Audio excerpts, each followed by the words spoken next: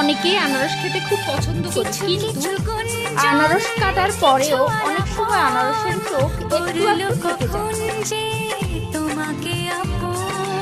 এই পদ্ধতিতে আনারস কাটলে সহজে আনারসের চোখ রিমুভ করা যায়।